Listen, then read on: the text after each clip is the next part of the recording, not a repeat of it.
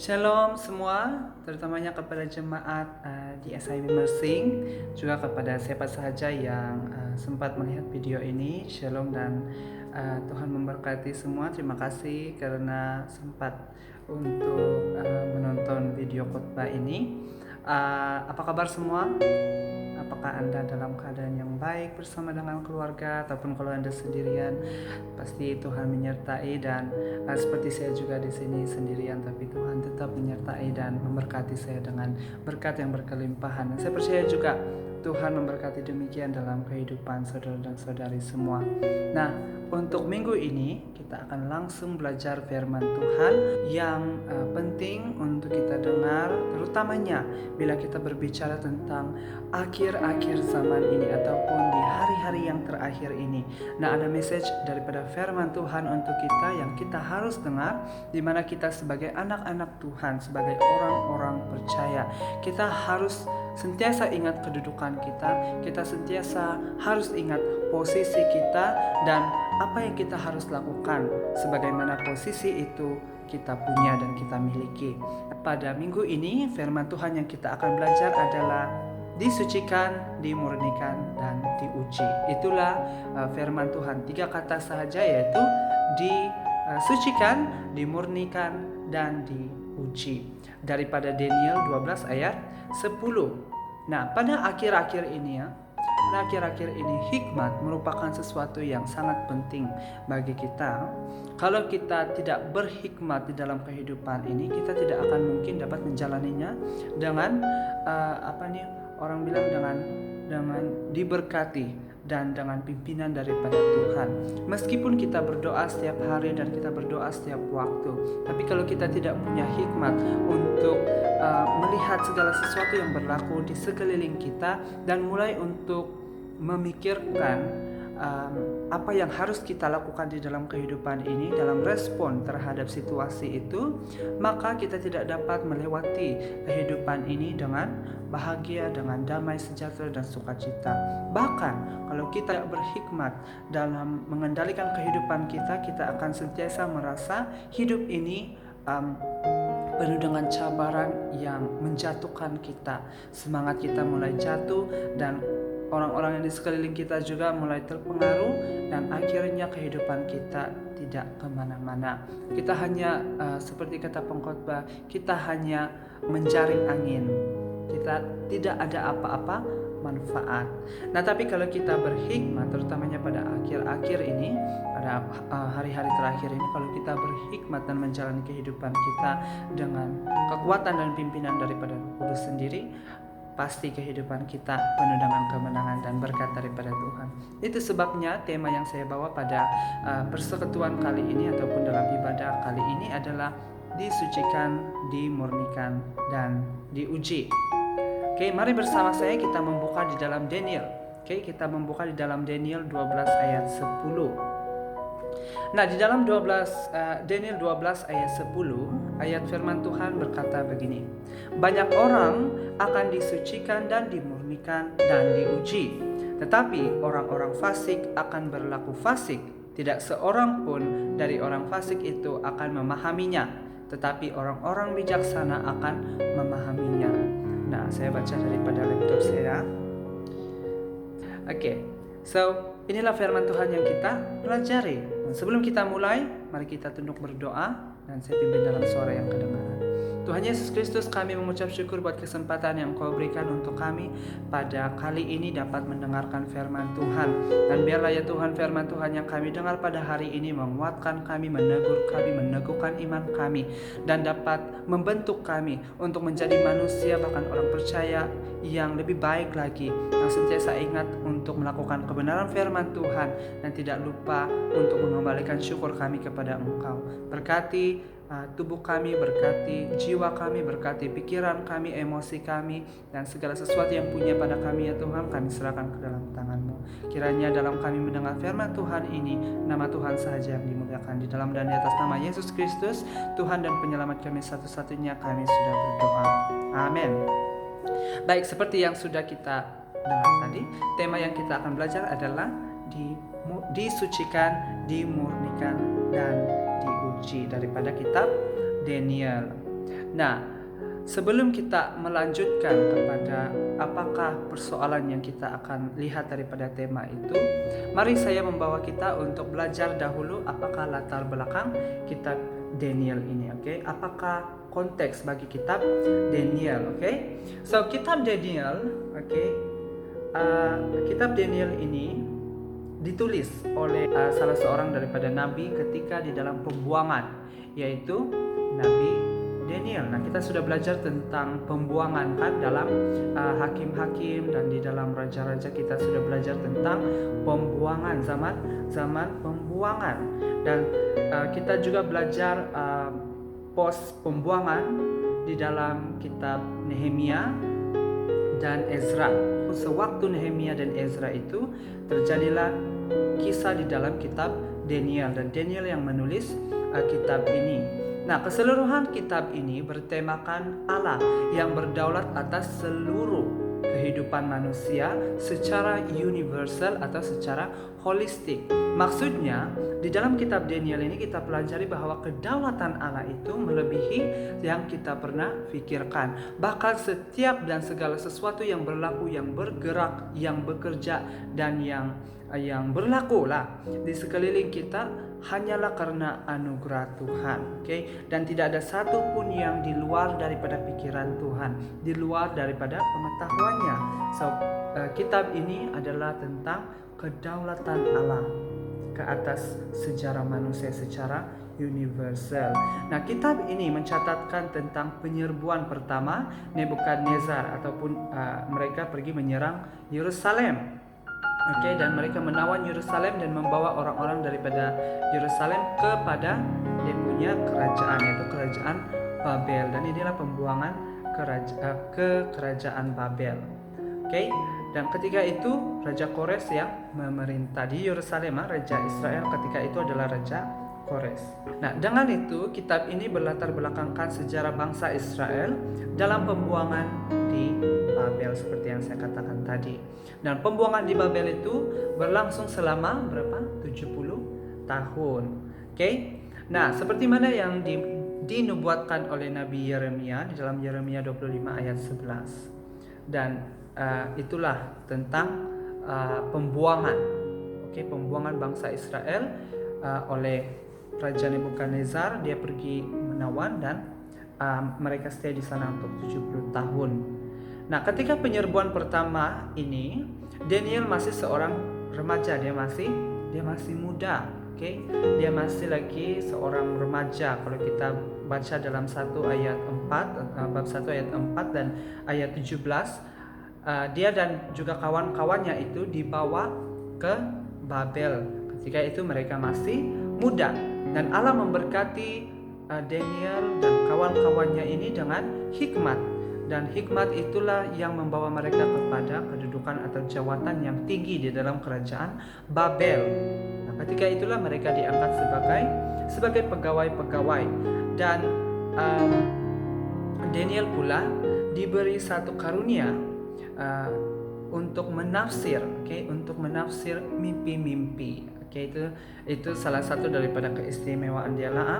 Daniel boleh menafsir mimpi-mimpi. Tujuan kitab ini ditulis adalah untuk memberikan ketenteraman kepada umat Allah di dalam perjanjian lama, bahwa hukuman mereka di dalam pembuangan tadi itu yang 70 tahun itu bukanlah untuk selama-lamanya, dan untuk mewarisi sejarah tentang nubuat akan kedaulatan Allah atas bangsa-bangsa dan kemenangan terakhir kerajaannya di bumi. Dalam pasal 12 yang kita baca tadi, itu adalah pemberitahuan Daniel atau Nabi Daniel tentang akhir zaman, tentang apa yang berlaku pada akhir zaman, di mana pada akhir zaman nanti akan timbul satu kesusahan yang berat, dan misi penyelamatan oleh Allah akan disempurnakan, dan terjadinya kebangkitan dan juga penghakiman. Itulah arti daripada pasal ke-12 itu. Secara spesifik di ayat yang keempat, malaikat itu, kalau kita kita baca dari ayat 4, malaikat itu menjumpai Daniel, dan dia menggesa Daniel untuk menyembunyikan hikmat atau menyembunyikan maksud-maksud daripada penglihatan yang dia lihat itu dan memeteraikannya, karena ramai orang akan berusaha untuk memahami arti daripada penglihatan itu dan pengetahuan akan semakin bertambah. Sekali lagi gesaan ini muncul di ayat yang ke-9. Malaikat itu sekali lagi menasihati Daniel untuk melakukan hal yang sama di ayat yang ke-9 dan ayat yang ke-10. Nah, khusus pada ayat yang ke-10 itu, ayat yang kita sudah baca tadi, malaikat itu langsung memberitahu bahwa pada akhir zaman nanti akan ada ramai orang yang disucikan, dimurni, dan diuji. Sementara ada pula orang-orang fasik yang akan terus melakukan kefasikan, terus melakukan kejahatan, manakala orang bijaksana akan memahami isi di dalam penglihatan itu. Nah, jemaat Tuhan yang dikasihi sekalian, seperti yang dinyatakan tadi di dalam konteks dan di dalam latar belakang tadi, pada akhir zaman kelak ini, menurut Daniel, manusia akan menghadapi penyucian. Orang-orang percaya akan mengalami pemurnian. Kita akan mengalami ujian. Namun persoalannya, apakah yang dimaksudkan dengan kata dimurnikan, disucikan, dan diuji?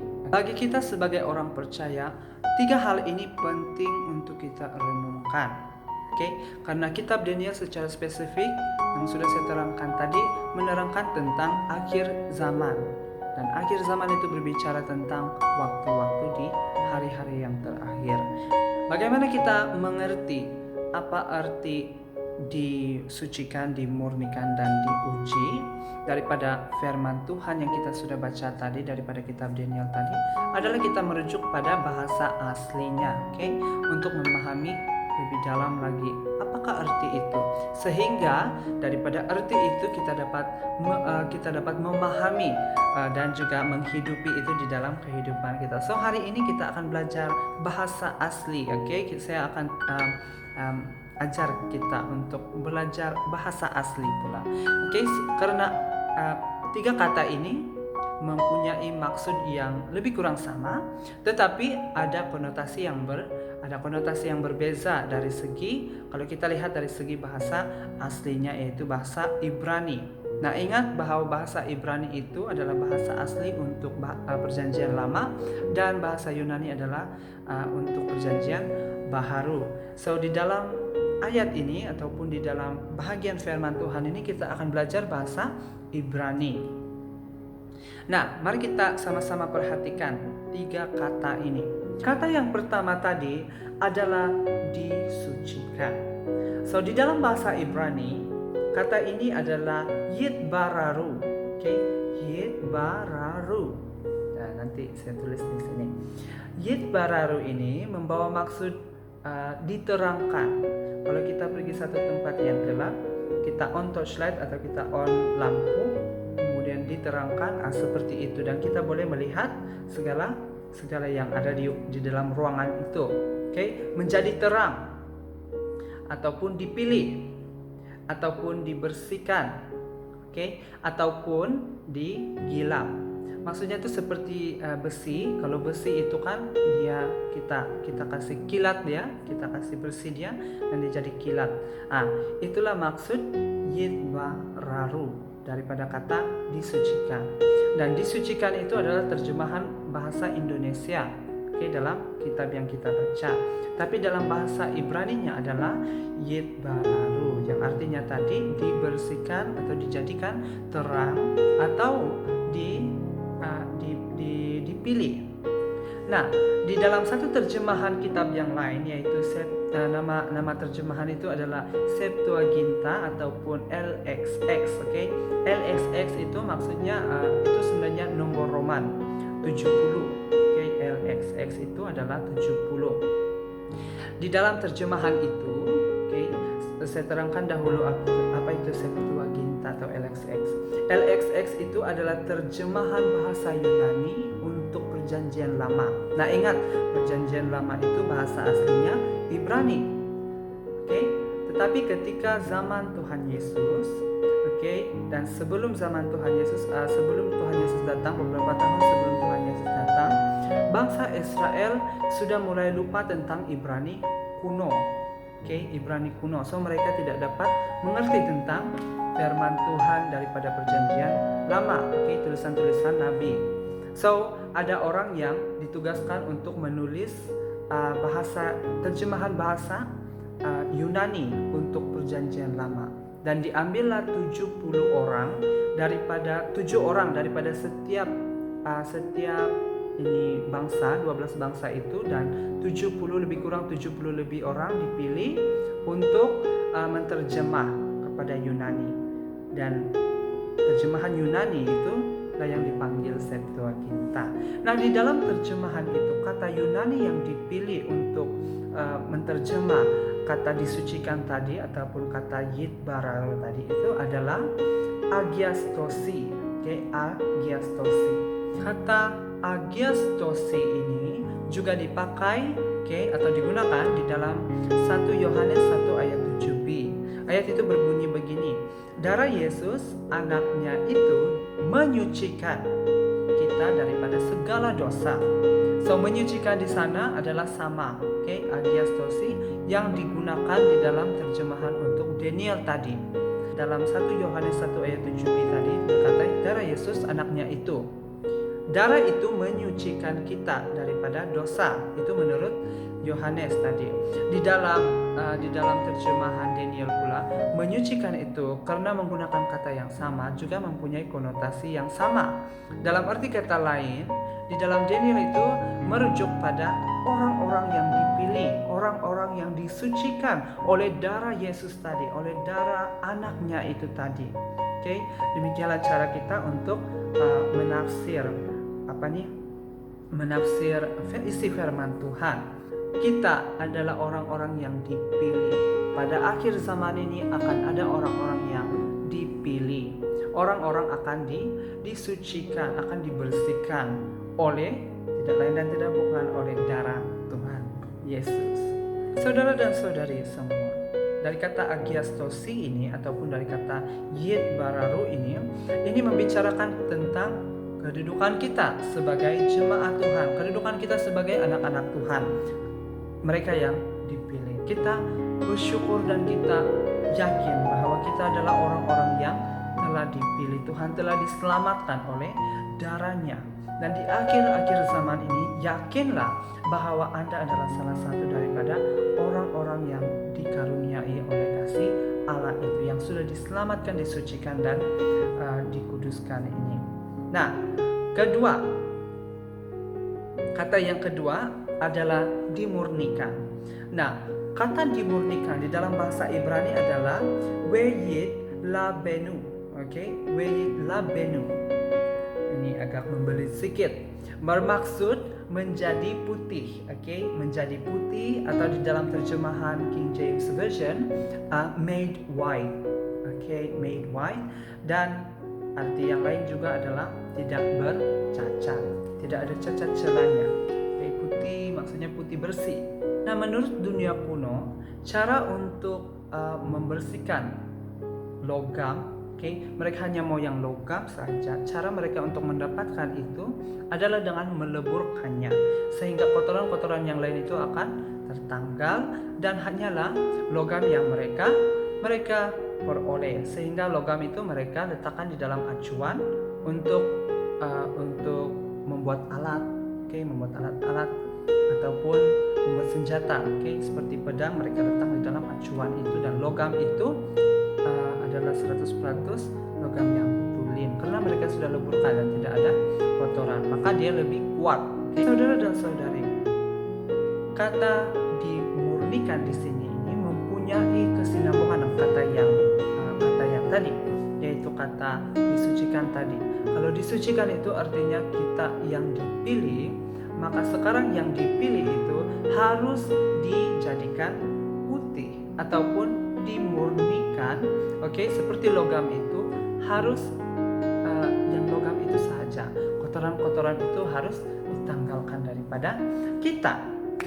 So ia merujuk pada satu proses. Ia merujuk pada satu proses di mana kita dijadikan murni atau kita dijadikan putih. Hati nurani kita dibersihkan. So kita sebagai orang-orang yang dipilih oleh Tuhan, orang-orang yang diberikan anugerah keselamatan, akan seterusnya kita dijadikan putih. Nah, seperti seorang pemurni logam yang mencari logam yang murni, demikian di akhir zaman Allah akan memurnikan hati manusia. Nah, pencobaan yang kita hadapi seringkali dipakai untuk memurnikan hati kita. Dan orang percaya juga akan dimurnikan oleh firman Tuhan, yang akan membawa kita kepada poin yang terakhir di dalam kata ini, ataupun dalam kata yang terakhir, yaitu kata diuji. Nah, jika kita memperhatikan dalam bahasa Ibrani, apa pula bahasa Ibrani bagi kata diuji dalam Daniel ini? Weyisarepu. Weyisarepu. Nah, kata ini membawa maksud menapis atau ditapis atau disaring, dilebur, dibersihkan, yang asli atau yang tulen, dan akhirnya juga kata uji. Nah, kalau kita mau memastikan sesuatu itu tulen atau tidak, pasti kita mau uji. Salah satu contoh itu adalah kalau tadi logam, kali ini emas. Kalau kita mau tahu emas itu benar-benar emas, tidak ada campuran yang lain, kita akan menguji emas itu. Menguji emas itu dengan meleburkan emas itu. Diuji dalam bahasa Ibrani tadi itu sebenarnya memiliki connection atau memiliki kaitan dengan proses melebur emas tadi. Mengapa? Karena ketika tukang emas meleburkan emas itu, dia mau mengambil keaslian atau ketulinan emas itu, dan semua logam-logam yang lain pasti akan lebur.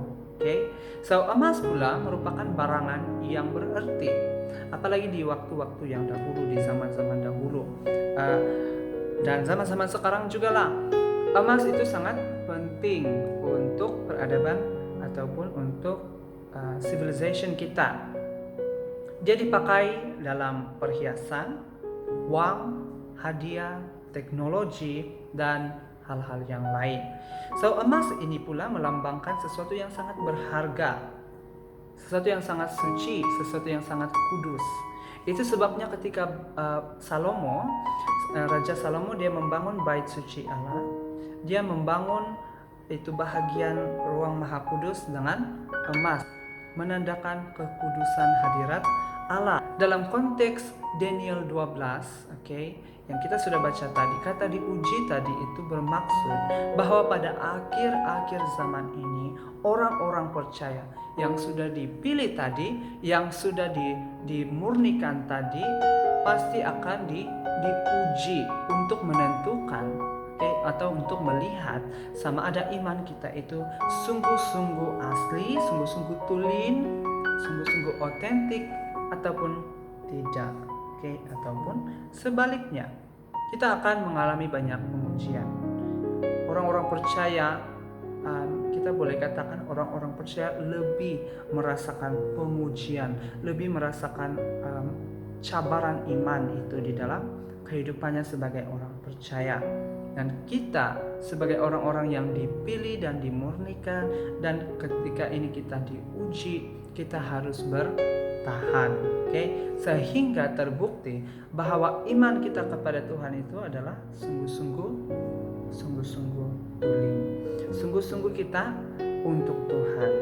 Dan itulah arti daripada 3 kata ini.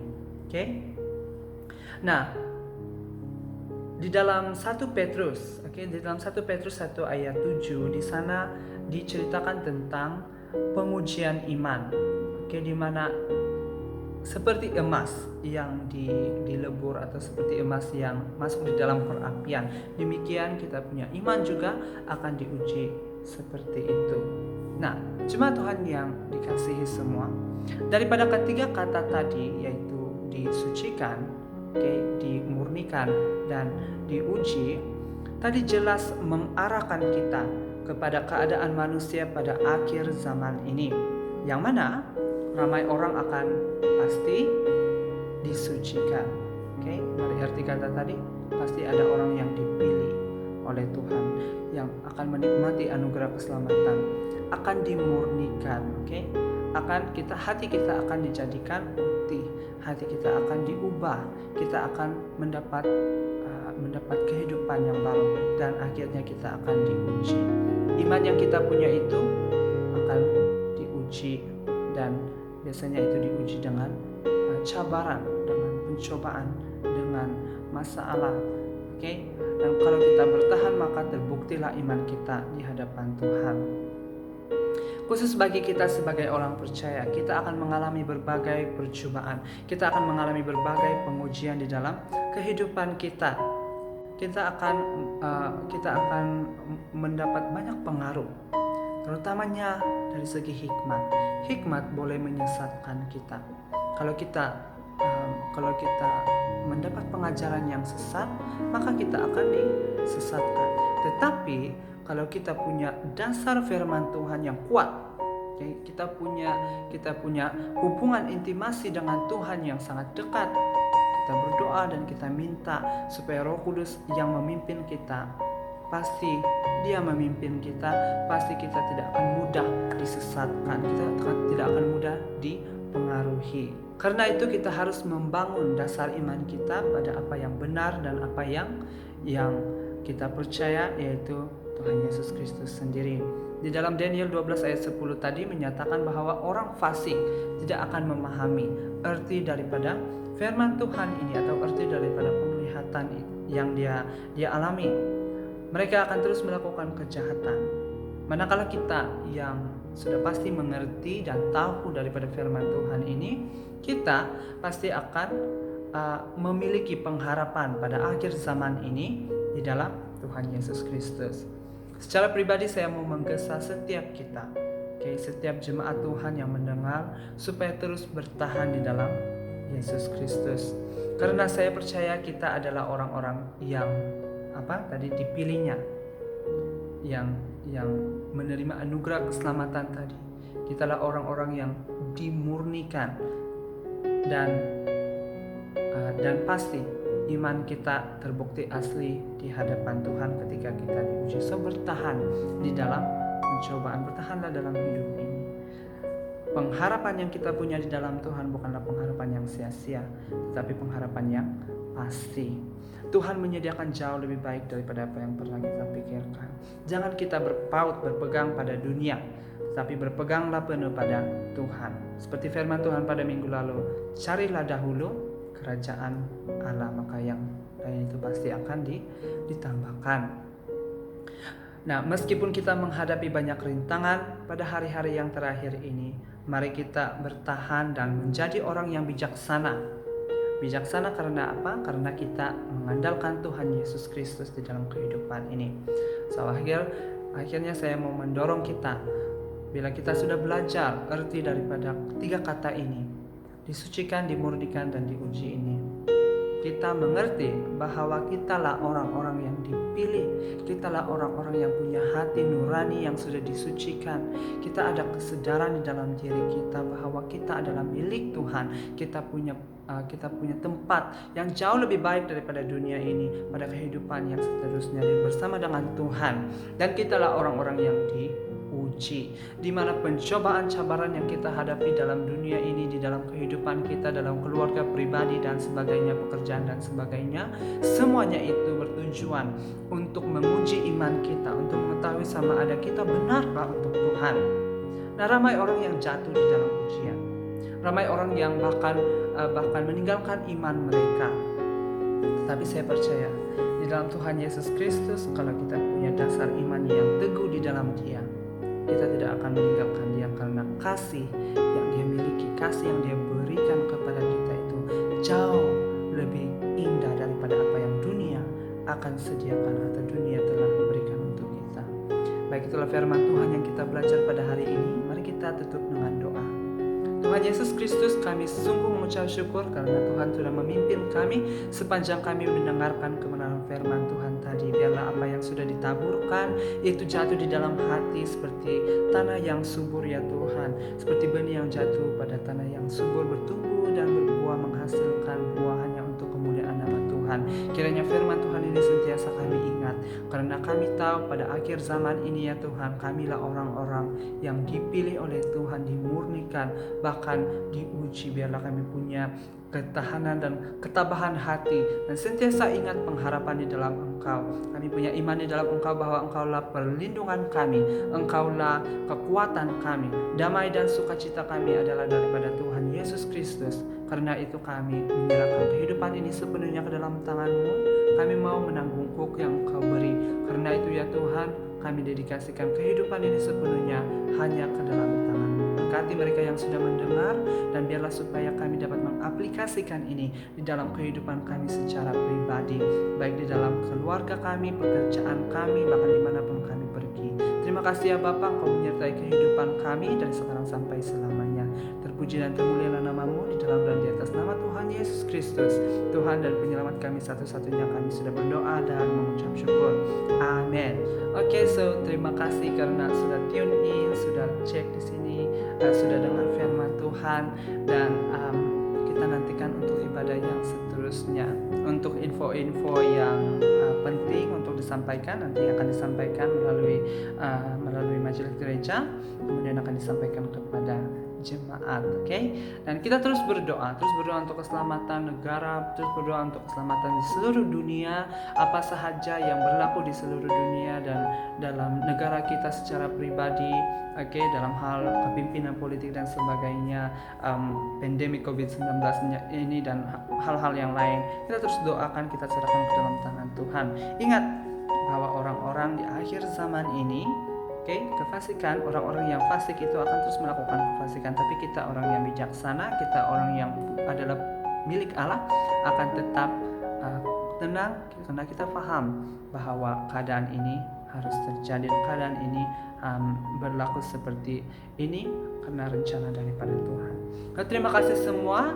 So kita jumpa di video yang seterusnya pada minggu hadapan.